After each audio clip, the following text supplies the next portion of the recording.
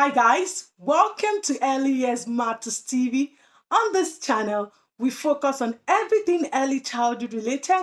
If these are the kind of videos you're looking forward, you have to subscribe. And not just subscribe, turn on that notification bell so that whenever a new video is being dropped on this channel, you'll be the first person to be notified. Today, I'm going to be talking about creating an inclusive early childhood classroom. Yes, are you an early childhood educator? Are you a preschool owner? In today's video, I'm going to be discussing ways you can create an inclusive early childhood classroom. So let's start by looking at what is inclusion. It's important that we look at what is inclusion before we talk about the strategies that you could use to create an inclusive early childhood classroom. Inclusion simply means creating an atmosphere or an environment where everybody feel welcome, where they feel safe, and where they feel loved. So as an early childhood educator, inclusion to you simply means an environment where the children and the parents feel safe and where they feel welcome. So then, how can you create this inclusive early childhood classroom? It starts by you making sure that your environment is conducive, welcoming, and safe for everyone. I repeat, as an early childhood educator, it's important in relation to creating an inclusive early childhood classroom. You start by making sure that your environment is welcoming, safe, and conducive for everyone. It's really important. In relation to being conducive, it simply means making sure that everybody feel welcome, they feel loved, they feel safe when they come into the setting. You don't want the children arriving into setting in the morning that they don't want to come in. They're like, no, they don't want to come in. So you need to ensure that your environment is conducive, safe for everyone, and welcoming for everyone as well. For the parents as well. Let the environment be safe for them. Let it be welcoming for them. Let them be able to come to you and share ideas with you and talk to you. So you have to be conscious about this. This is important. It's really important that you have to be conscious about making sure that your environment is welcoming, conducive, and safe for everyone. Three key things here. You have to ensure that your environment is welcoming. You have to ensure that your environment is safe. And you have to ensure that it's conducive for everyone. So when you do this, you're one step ahead to creating an inclusive early childhood classroom. Next, it's important that you consider your resources, you consider your materials. This is why I said you have to be conscious about it. So in relation to your materials, resources, make sure that it's inclusive. Let it reflect the children in your classroom. This is important. You want the children to see themselves being represented in the materials, in the resources that you provide for them. Simply in times of their play as well, the materials, for instance, in the book corner, let it represent the children in your classroom. The toys as well, let it represent the children in your classroom. The paints, let it represent the children in your classroom.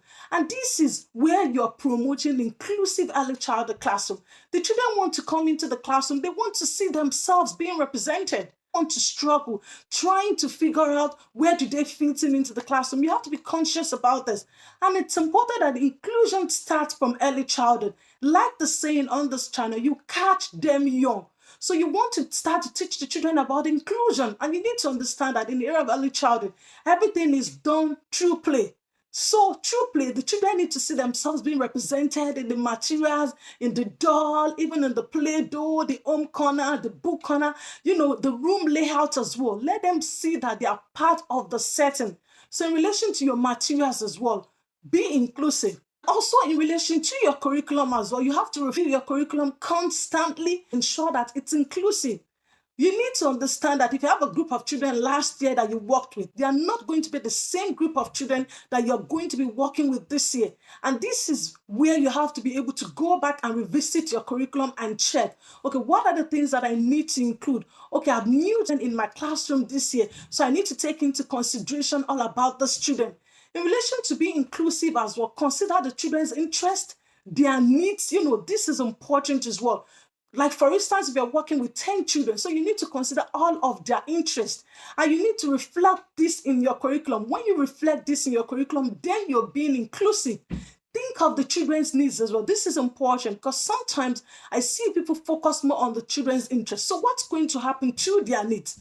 So it's important that you use their interests to be able to meet their needs. So this is where observation comes in. You're observing the children to find out about their interests, about their needs, and then you use their interest to meet their needs. So you can see that, where inclusion comes in. You've identified their interests. Yes, this is what the children love to do. And so what? So what about their needs? So you identify their needs and you use their interests to meet their needs. So this is important in relation to being inclusive as well. In your curriculum, let it reflect the children's interests, let it reflect the children's needs, give the children an opportunity to make choices, ask them questions, open-ended questions to be able to find out, open their likes to be able to find out about their needs, consult with their parents as well, ask the parent questions about their children. Like I said, it's all about being intentional. So as an early childhood educator, you have to be intentional about in an inclusive early childhood classroom. This is also important as well. And lastly, as an early childhood educator, reflect on your own approach as well. So think of yourself as an early childhood educator. What approach are you going to be using? Your teaching style. What are your teaching style, your pedagogical strategies that you're going to be using to promote inclusion in your early childhood classroom?